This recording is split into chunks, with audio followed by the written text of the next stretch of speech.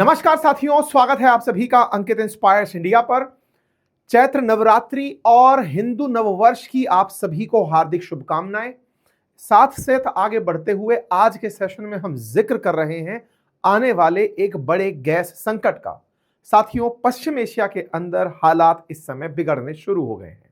अब तक सब कुछ लग रहा था कि एक समय पर ईरान और अमेरिका के बीच में सहमति बनेगी और वो सहमति आने वाले समय में गैस और तेल की दिक्कतों को शायद खत्म कर देगी। लेकिन जिस तरह की रात को हमले हुए हैं, कल शाम से लेकर अब तक जिस तरह के हमले हुए हैं, उससे लग रहा है कि आने वाले समय में देश में और दुनिया में विशेष रूप से एलएनजी का संकट आ सकता है। ऐसा इसलिए कहा जा रहा है क्योंकि कल के दिन इजराइल के द्वारा ईरान पर हमला और ईरान के द्वारा बदले में कतर पर किए गए हमले ने लगभग स्थितियों को बिगाड़ दिया है। स्थितियां कुछ इस तरह की बिगड़ी हैं कि कई मुस्लिम देश एक साथ आकर ईरान के खिलाफ बयान दिए हैं, यूएन का रुख कर चुके हैं। ट्रंप इजराइल को डांट रहे हैं कि तुम्हें यह सब नहीं करना था, तुम्हें ईरान पर हमला नहीं करना था, तुम्हें इस पर्टिकुलर जगह जिसका आज हम जिक्र करेंगे वहां हमला नहीं करना था। और वहीं दूसरी ओर इजराइल अपनी तरफ से किसी प्रकार के तनाव से मुक्त होकर अपने आप को अचीवर काउंट कर रहा है। ऐसे में आज के सेशन में ये जो तस्वीरें हैं, इनसे उत्पन्न हुए माहौल की चर्चा की जाएगी। आपके सामने जो तस्वीरें हैं जो ब्लास्ट की दिखाई दे रही हैं, ये जो आग लगते हुए आप देख रहे हैं, ये कतर की एक रिफाइनरी पर हुए धमाके के निशान हैं। आप कहेंगे इससे पहले भी रिफाइनरियों पर हमले हुए हैं, बिल्कुल हुए हैं। ये जो रिफाइनरी दिखाई दे रही है जिस पर आपको हमला दिख रहा है, असल में ये रिफाइनरी गैस रिफाइनरी है और गैस रिफाइनरी पर ये हमले और लाइव जो ब्लास्ट आपको दिख रहा है, ये उस जगह पर है जो रिफाइनरी पूरी दुनिया की 20% अकेले एलएनजी की सप्लाई करती है। उस जगह पर इस हमले की तस्वीरें और उत्पन्न हुए माहौल को आप देख सकते हैं। ये रिफाइनरी कतर की है। कतर को ये पूरा पनिशमेंट अमेरिका का सहयोगी होने के कारण मिल रहा है क्योंकि कतर में सेंटकॉम का मुख्यालय है। ऐसे में मुस्लिम देशों का एकत्रित होना, ईरान की खिलाफत करना और ये कहना कि अगर कोई मुस्लिम देशों पर हमला कर रहा है तो वो मुस्लिम तो नहीं होगा। ये विचारणीय है कि ये सारे के सारे मुस्लिम देश ईरान पर हुए हमले पर कोई विरोध नहीं किए, लेकिन जब ईरान ने इनके ऊपर हमला किया तो कहा कि ईरान मुसलमान नहीं हो सकता जो हम पर हमला कर रहा है। बड़ा ही दोगलापन उजागर हो रहा है पश्चिमी देशों का, दोगलापन उजागर हो रहा है अमेरिका का, इजराइल का।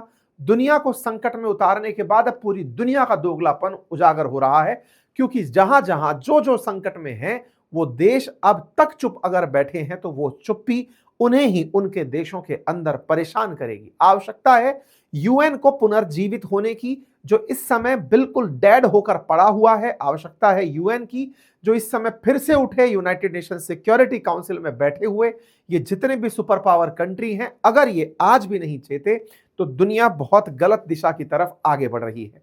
ईरान अब जो कर रहा है वो उसकी सर्वाइवल की लड़ाई के रूप में बदल चुका है क्योंकि ईरान के साथ इजराइल ने एक्सट्रीम कर दिया है और वो जो एक्सट्रीम है उसके चलते ईरान, जिसको कहते हैं कि अब जब हमारा सब कुछ ही लुट चुका है तो अब हम औरों का भी बर्बाद करेंगे, उस मोड में शिफ्ट हो रहा है। ऐसे में यह जानना बहुत जरूरी है कि यह स्थिति कितना घातक होंगी। चलिए एक एक करके सारी जानकारियों को लेकर बढ़ते हैं, लेकिन उससे पहले एक छोटी सी रिक्वेस्ट फिर आपसे कर लेते हैं।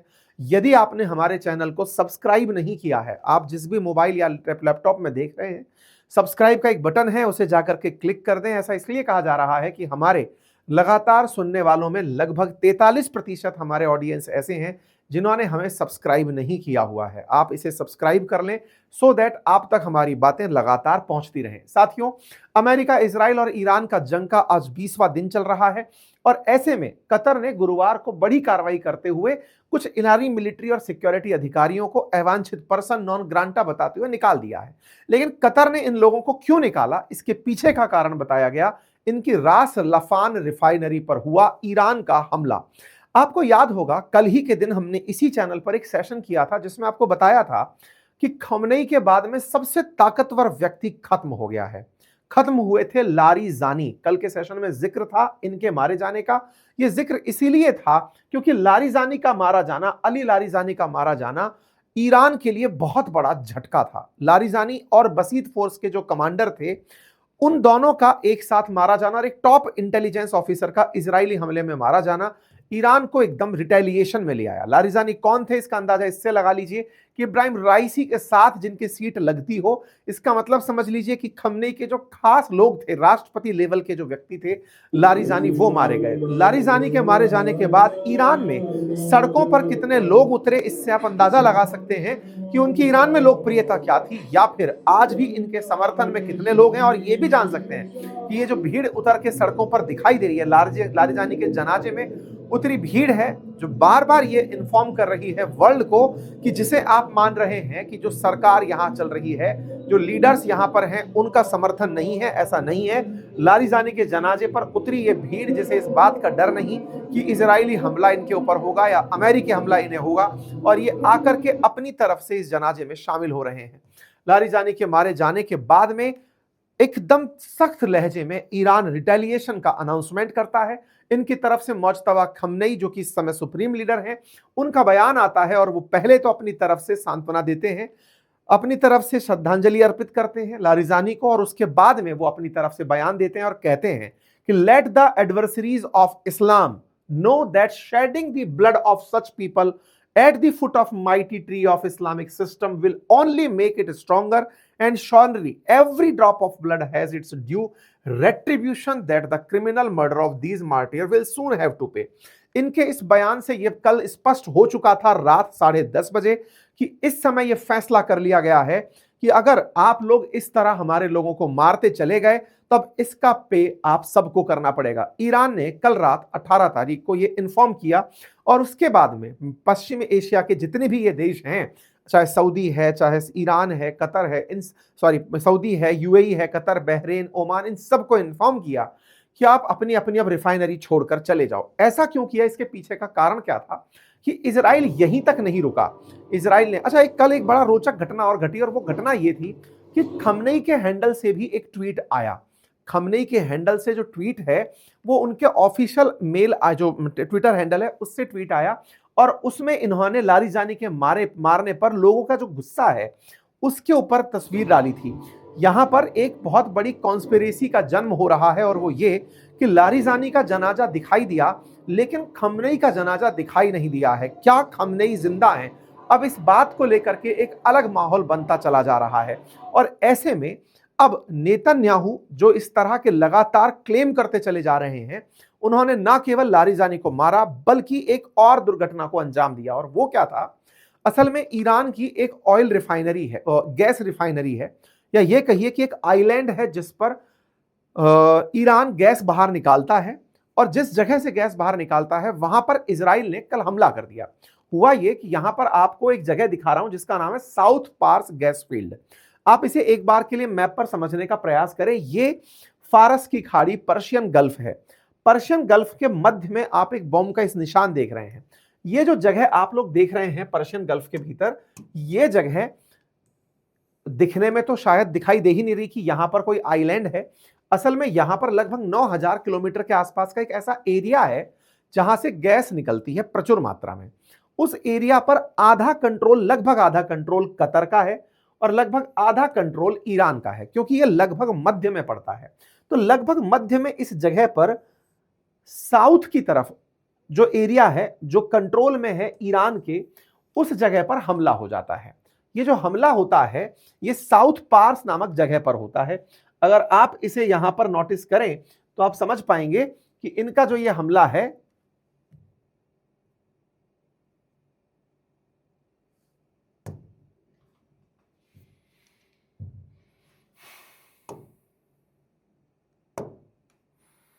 साउथ पार्स नाम से ये हमला इनके यहां पर हो जाता है। ये जो हमला जहां पर हुआ, ये हमला जहां पर हुआ साउथ पास गैस फील्ड, ये ईरान के लिए बहुत जरूरी गैस फील्ड हुआ करता था। इस पर इजरायली हमला होने से ईरान के लोग आग बबूला हो उठे कि सुबह अली लारिजानी का जनाजा उठा है, और शाम होते होते इजराइल ने साउथ पार्स नामक गैस फील्ड पर हमला कर दिया। मैं फिर से बता दूं, ये जो साउथ पार्स नामक जगह मैंने आपको बताई, ये दो देशों के कंट्रोल में है, कतर के और ईरान के, इसका एरिया। तो कतर और ईरान मिलकर के इस जगह का यूज करते हैं। अब जब ईरान के हिस्से पर हमला हुआ तो इस हमले के बाद में बहुत ज्यादा तरीके से ईरान भड़क गया। ये जो तस्वीरें आप देख रहे हैं चलती हुई, ये तस्वीरें असल में बयानगी हैं इस बात की कि साहब इतना भीषण हमला था कि ईरान का ओवरऑल गैस नेटवर्क पूरी तरह बाधित कर दिया गया। मतलब समझिए कि यहां से ईरान को जाने वाली जो भी गैस थी वो सप्लाई बाधित हो गई। पहले तेहरान में ऑयल रिफाइनरी पर हमला हुआ था, फिर इस पर हमला कर दिया। तो अब इजराइल क्या कर रहा है, एक एक करके ईरान के रिफाइनरीज, चाहे ऑयल रिफाइनरी हो, गैस रिफाइनरी हो, उन्हें टारगेट करता चला जा रहा है। तस्वीर की भीषणता से आप इसका अंदाजा लगा सकते हैं। ये जो साउथ पीस गैस फील्ड है ना, इस गैस फील्ड की खबर 1971 में निकल कर आई थी। इस इलाके में 1800 ट्रिलियन क्यूबिक फिट गैस है। कहते हैं कि दुनिया में जितनी गैस उपलब्ध है उसकी 8% अकेले इस साउथ पार्स नामक जगह पर है।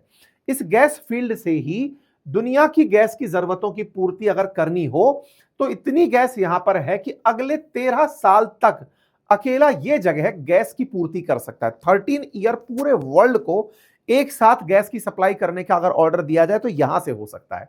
और जहां तक बात हो इसी साउथ पार्स की, इस साउथ पार्स का जो नॉर्थ की तरफ वाला हिस्सा है उसे कतर ऑपरेट करता है और उसे नॉर्थ डोम के नाम से जाना जाता है।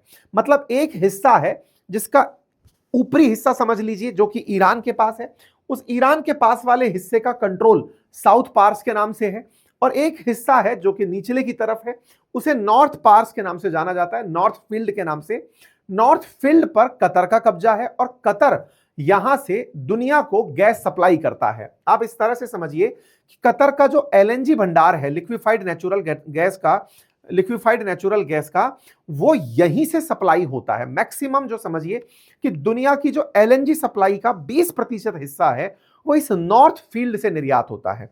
ईरान का जो साउथ पार्स है वहां से निकली जो गैस है वो ईरान के काम आती है, लेकिन नॉर्थ फील्ड से यानी कि इसके आधे हिस्से से निकली हुई गैस पूरी दुनिया में गैस सप्लाई का कारण बनती है। जैसे हमारे देश के अंदर भी गेल या पेट्रोनेट जैसी कंपनियां जो घरों में पाइप के थ्रू गैस सप्लाई कर रही हैं, गाड़ियों को सीएनजी सप्लाई कर रही हैं, वो वाली जो गैस है एलएनजी वो कतर से होकर आती है। और उस कतर का पूरी दुनिया को 20% जो सप्लाई, वर्ल्ड की जरूरत का 20% सप्लाई इस पर्टिकुलर एयर गैस फील्ड से होता है। अच्छा साहब, अब आप कहेंगे तो कतर को कोई दिक्कत थोड़ी हुई है, हमला तो ईरान वाली साइड पर हुआ, बिल्कुल सही है। तो कतर को इस बात पर कोई दिक्कत नहीं होनी चाहिए थी, शाम तक कोई भी दिक्कत नहीं थी। ईरान पर हमला हुआ था, ईरान का हिस्सा जल रहा था, लेकिन दुनिया को टेंशन होने लग गई थी कि अगर ईरान ने रिटेलिएट किया तो क्या होगा। पहले और थोड़ा सा इसके बारे में जान लेते हैं। 20% हिस्सा अपने आप में इसी की बात है, और यहां पर मतलब ईरान तो दुनिया को नहीं बेच पाता, लेकिन कतर यहां से खूब सारी गैस भेज पाता है। आगे की बात सुनते हैं साहब।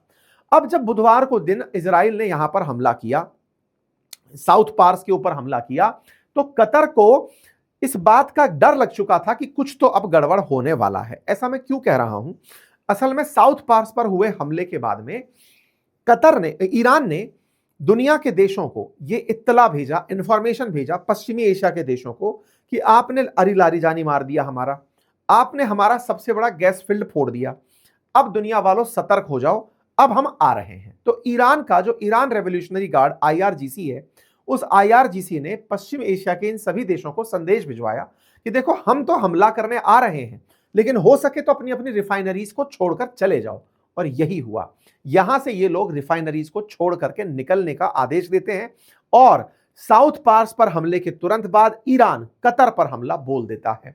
और कतर के मेनलैंड पर देखिए, बाकायदा राष्ट्रपति के द्वारा पहले इसका विरोध किया गया रात 11:30 बजे कि भाई देखो जो हमारे साथ हुआ है ये बहुत गलत है, और अगर आपको ये लगता है कि ऐसा करके आप हमें हरा देंगे तो ये गलतफहमी है, अब आप चीजों को अनकंट्रोलेबल बनाते जा रहे हैं।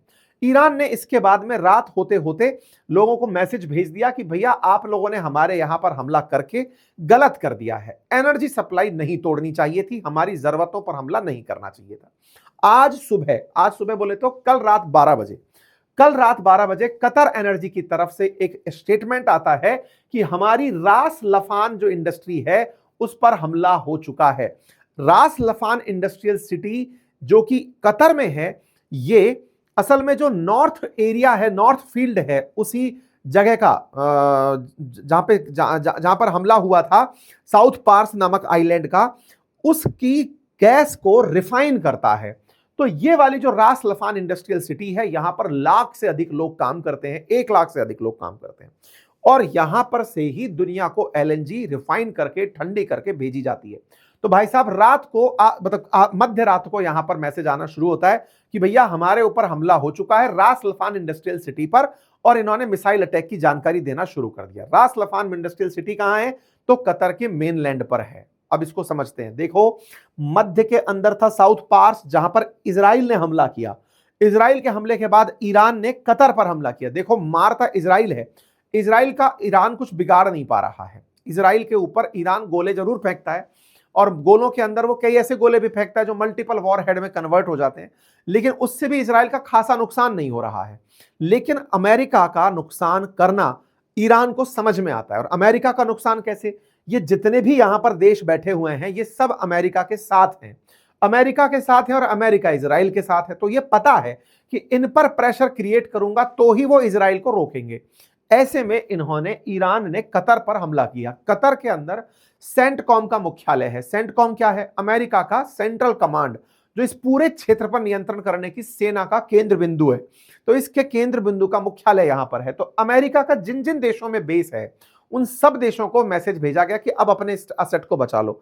तो रास लफान पर जब हमला होता है, उसकी तस्वीरें आपके सामने आ जाती हैं। ये कतर पर हुए हमले की तस्वीरें हैं। भयानक हमला था। इस भयानक हमले की तस्वीरें आपके सामने, मतलब ऐसा कि अब शायद रास लफान को सही होने में महीने लग जाएं।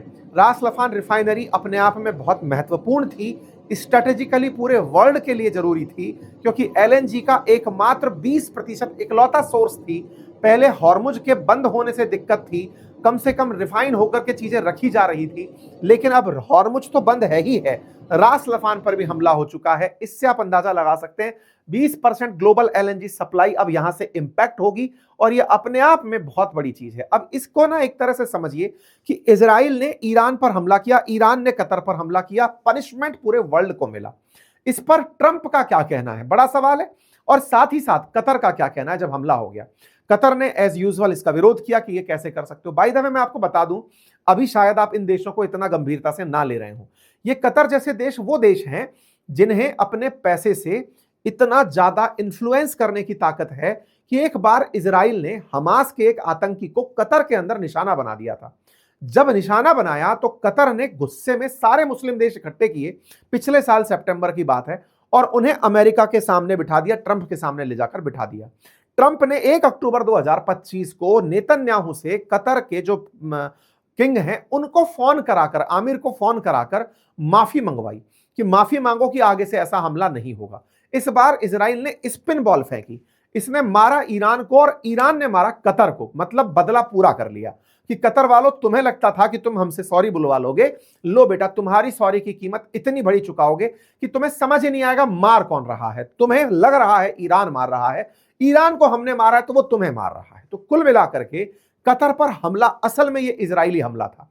और इजराइल का जो ये हमला है ना, दुनिया अब समझने लग रही है, अमेरिका वाले लोग भी इसको समझने लग रहे हैं कि खेल केवल इजराइल रहा है, अमेरिका जबरदस्ती बदनाम हो रहा है। क्योंकि अब मिडिल ईस्ट के जो देश है ना, जबरदस्ती तो बदनाम नहीं हो रहा है, खैर अमेरिका की हरकतें खराब हैं, लेकिन हाँ इतना ज्यादा जो पे कर रहा है वो इजराइल नहीं कर रहा है, अब पे कर रहा है पूरा पूरा अमेरिका।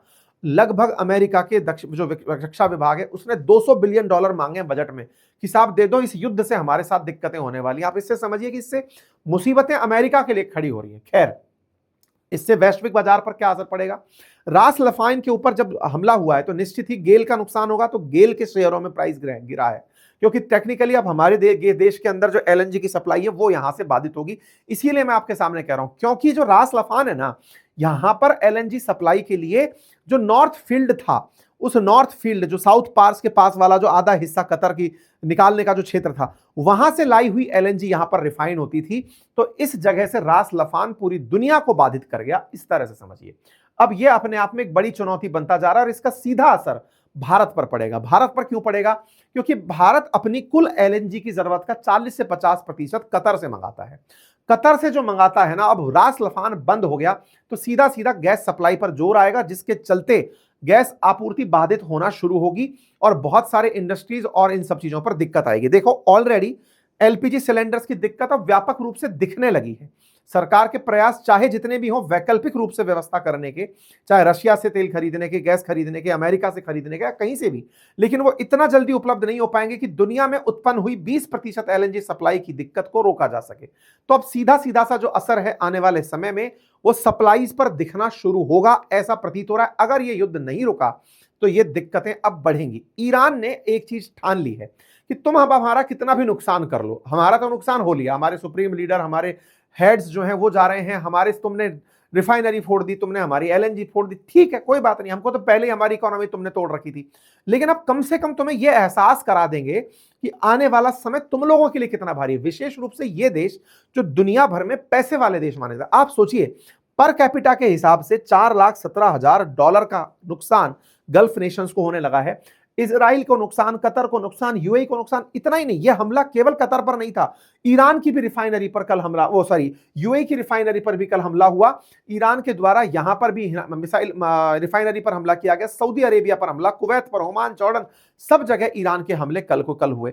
ये कुछ तस्वीरें हैं जो कतर के अलावा और देशों पर हुए हमलों की हैं। आप इससे इन वीडियोस को देखकर अंदाजा लगा सकते हैं, इंटेंसिटीज को देखकर अंदाजा लगा सकते हैं कि किस लेवल के यहां पर हमले चल रहे हैं। ये वीडियोस हैं, इनका वेरीफाई करना बहुत मुश्किल है क्योंकि ये लोकल्स के द्वारा रिकॉर्ड करके दिए गए वीडियोस होते हैं, सोशल मीडिया के माध्यम से हम लोग लेकर आते हैं। लेकिन अब कुछ हो ना हो, लेकिन आप इससे एटलीस्ट ये अंदाजा लगा सकते हैं कि ये कितने भीषण तरीके से हो रहे हैं। ये सारे के सारे एरिया हैं, Majid petrochemical complex, Shah gas field और रास लफान, इन सब जगह पर ईरान के द्वारा कल फिर हमले किए गए। फिर कतर बाहर निकल कर आया, कतर ने इसका विरोध करना शुरू किया। कतर ने कहना शुरू किया कि साहब ये गलत है, और जो ईरानी अधिकारी कतर में हैं उन्हें निकाल दिया गया कि आप जाइए, पर्सोना नॉन ग्रांटा हैं, आपको कतर में रहने का कोई हक नहीं है, आप लोग कतर में रह, मतलब ऑब्वियस सी बात है कि ईरान के जो लोग हैं उनको कतर ने बाहर निकाल दिया। लेकिन वास्तविकता ये है, ईरान के अंदर, ईरान जो ये सब कर रहा है वो केवल अमेरिका को सबक सिखाने के लिए कि देखो दुनिया वालों, आप हमें गलत मत मानो, आपको रोकना है अमेरिका को रोको, रोकना है इजराइल को रोको। आपने कहा न्यूक्लियर बम बना रहे हैं, हमने न्यूक्लियर बम कोई नहीं बनाया, बनाया होता तो तीसरे हफ्ते में युद्ध चला गया, अब तक तो फोड़ फाड़ के खेल खत्म करके निकल लिए होते। आपने कहा कि खमनेई दिक्कत है, खमनेई चले गए, उसके बाद भी युद्ध जारी है। आपने कहा कि दुनिया वालों, ईरान में खमनेई हटते ही ईरान की जनता खुद सड़कों पर आ जाएगी और वहां पर एक रेवोल्यूशन होगा और सत्ता परिवर्तन होगा, ईरान में नई सरकार बन जाएगी। कुछ नहीं हुआ। जब नहीं हुआ तो समझ लो ईरान अपने मूल्यों से बंधा हुआ ऐसे ही चलना चाहता है।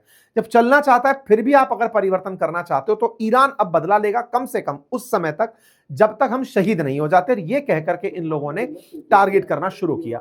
तो इस बात पर फिर सऊदी की तरफ से रिप्लाई आया कि ईरान कोई इस्लामिक देश नहीं है, अगर कोई इस्लामिक देश पर हमला कर रहा है तो इस्लामिक देश नहीं है। और होना भी कारण क्या था, इनका विरोध होने का कारण क्या था? कारण यह था कि साहब सऊदी के साथ, क्योंकि सऊदी जो है ना वो सुन्नी मुसलमानों का प्रतिनिधित्व करता है और दुनिया में मेजर जो हैं वो सुन्नी मुसलमान हैं, तो सुन्नियों के जितने भी प्रमुख देश हैं, कुवैत, कतर, यूएई, बहरीन, ये सब मिलकर के विरोध करने उतर आते हैं कि साहब गलत हो रहा है। विरोध तो करने आ गए, लेकिन हिम्मत किसी में ये नहीं है कहने की कि हम ईरान पर हमला कर देंगे। ईरान, सोच देखिए, अमेरिका भी बैठकर चाह यही रहा है कि पश्चिम एशिया के ये जो देश है ना, सुन्नी कंट्री, बस ये एक बार हमला करने निकल जाएं। इजराइल भी यही कह रहा है कि मैं उस दिन तक इनको मारूंगा जब ये मारते मारते इनको मारेंगे या आपस में, मतलब पूरी तरह पश्चिम एशिया के अंदर से, ये दुबई हो, दोहा हो, सऊदी के जो शहर हो, आबू धाबी हो, इनका क्रेज खत्म कर देंगे ये लोग। मतलब इतना क्रेज खत्म कर देंगे कि इनको बहुत कमा लिया इन लोगों ने, बर्बाद कर दो इनको। तो बर्बाद करने के पीछे का लॉजिक है ताकि फिर ये अपना जो राफा के अंदर जो सिटी बनाना चाह रहे हैं गाजा पट्टी में, उसको बना पाए, वहां पर फिर मिडिल ईस्ट को बसा पाए। अमेरिका पूरी तरह से बोले चलो फिर से जीरो करो, खंडा दो इस पूरे खेल को। तो ये पूरा जो खेल बिगाड़ने में लगे हुए हैं, इस पूरे खेल में पश्चिम एशिया के इन देशों को इग्नाइट करना चाह रहा है अमेरिका कि तुम तो आओ हमले के अंदर, तुम क्यों नहीं आ रहे हो। तो ये बेचारे विरोध में ही लगे हुए हैं और ये फिर यूएन को लेटर लिख रहे हैं कि यूएन बचाओ हमें, हम आपको 9 बार लेटर लिख चुके हैं। यूनाइटेड नेशन सिक्योरिटी काउंसिल को 9 बार पत्र लिखा जा चुका है इन देशों द्वारा कि कुछ तो करो, रोको तो सही। तो रोकने के नाम पर निकल करके आए भाई साहब आपके ये ट्रंप, तो खैर गायब ही थे, ट्रंप का तो क्या ही कहना, इमानुएल मैक्रोन निकल करके आए और उन्होंने रास लफान पर जो हमला हुआ उसका विरोध किया कि अरे भाई गलत कर दिया ईरान ने। इस पर भाई साहब ईरान वालों ने उनको लपेट लिया कि यार तुमको दिखाई नहीं दिया, हमारे साउथ पार्स पर हमला हुआ, हमारे तेहरान रिफाइनरी पर हमला हुआ, तब तुम्हारे मुंह से कुछ नहीं निकला, और हमने जब बदला यहां पर लिया तो तुम कह रहे हो ये गलत हुआ। सबको पता है कौन किस साइड खड़ा है, आ जाओ हम सबसे निपटने के लिए तैयार हैं। ऐसे में जो ट्रंप हैं, ट्रंप जो इन मुस्लिम देशों के साथ खड़े थे, इन्हें अकेला छोड़ करके बयान क्या दिए वो बड़ा हास्यास्पद था। इन्होंने कहा कि इजराइल के द्वारा साउथ पार्स पर यानी ईरान की रिफाइनरी पर हमला होगा, ये हमें पता ही नहीं था। एक बार के लिए माथा पकड़ लोगे आप कि बोले हैं ट्रंप क्या बयान दे रहे हो। ट्रंप कह रहा है कि ईरान की इस साउथ पार्स रिफाइनरी पर हमला होगा। बोले सर कतर के बारे में कह रहे हो कि ईरान के? बोले ईरान के बारे में। तुम्हें नहीं पता था? बोले नहीं, इजराइल ने हमें बताया ही नहीं। भाई साहब आपका क्यों? अब ये देखो अमेरिका कहां बच रहा है कि कतर फिर जवाब मांगेगा कि लो जी हम पिट गए, अब हमको बचाओ। अमेरिका बचाने की स्थिति में नहीं है। अमेरिका जान चुका है कि अब ज्यादा दिक्कत करी, क्योंकि अमेरिका के अंदर भी कुछ ऐसे संदिग्ध ड्रोन उड़ते देखे गए कि वहां पर जो उनके रक्षा मंत्री हैं मार्को रूबियो, पीटर हेगसेथ, उनके घरों से परिवर्तन कराने की बात आ रही है कि उनको सुरक्षित स्थानों पर भेजो, हो सकता है वहां पर कोई ड्रोन हमला हो जाए। तो चर्चाएं चल रही हैं इस तरह की। अब क्या हो रहा है, तो इधर जो ट्रंप महोदय हैं, जो इन दुनिया के देशों से, इन सुन्नी देशों से जहाज ले जाते हैं, कभी करोड़ों रुपए ले जाते हैं, ये बयान में ये कह जाते हैं मुझे तो पता ही नहीं था ये क्या हो रहा है। ट्रंप ने अपनी तरफ से बयान दिया कि Iran did not know this और एनी, मतलब कि अब सुनिए, Israel out of anger for what has taken place in Middle East has violently lashed out at major facility known as South Pars gas field in Iran. मतलब इसने यहां पर हमला कर दिया। ये इजराइल का गुस्से में किया हमला हो सकता है, but United State knew nothing about this particular attack. हमें कुछ नहीं पता था। Country of Qatar was in no way shape और form involve in it. Qatar तो इसमें इन्वॉल्व ही नहीं था, बेचारे को कूट दिया। Unfortunately Iran did not know this और any other pertinent fact pertaining of the South Pars attack.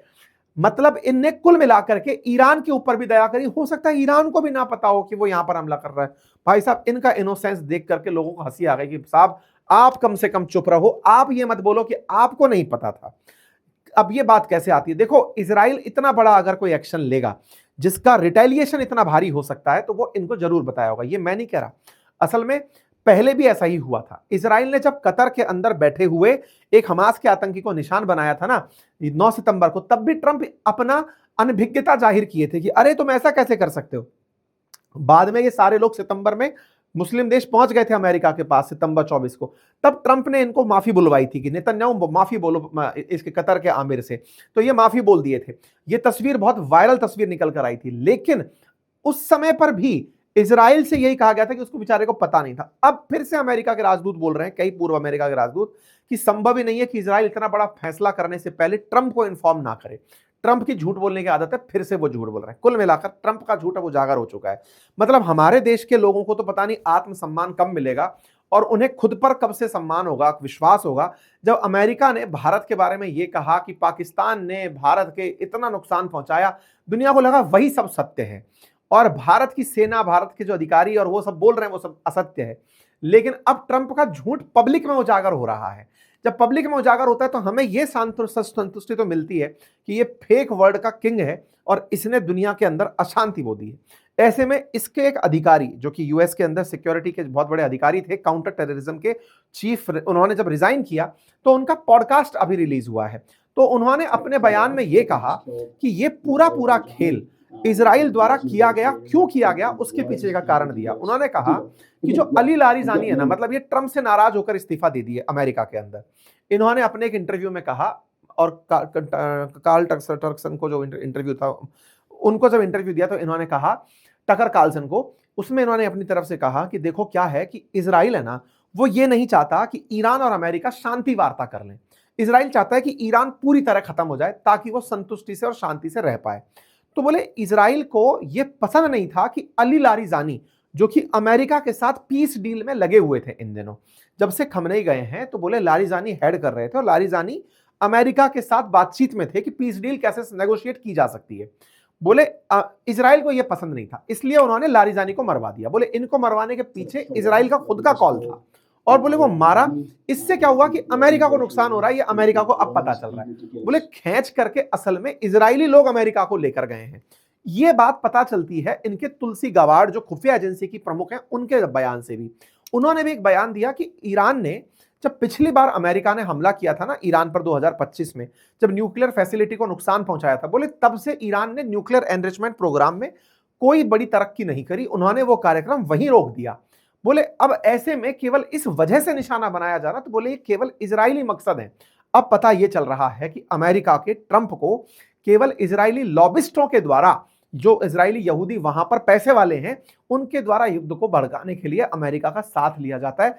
खेल तो असल में नेतन्याहू खेल रहे हैं, या इजराइल खेल रहा है अपने दुश्मनों को पूरी तरह से पश्चिम एशिया में से साफ करने के लिए, एक एक करके निशाना बनाकर मार्क करते चले जा रहे हैं। कुल मिलाकर इतना ही चल रहा है साहब। और इस पूरी कहानी को इस तरह से समझ लीजिए कि एक फ्रांसीसी जनरल से पूछा गया तो उन्होंने कहा कि भाई इस युद्ध में शामिल नहीं होना है, ये डूबता हुआ जहाज है जो थोड़ी देर में आइसबर्ग से टकराएगा, टाइटैनिक है, इसमें हमें शामिल नहीं होना चाहिए।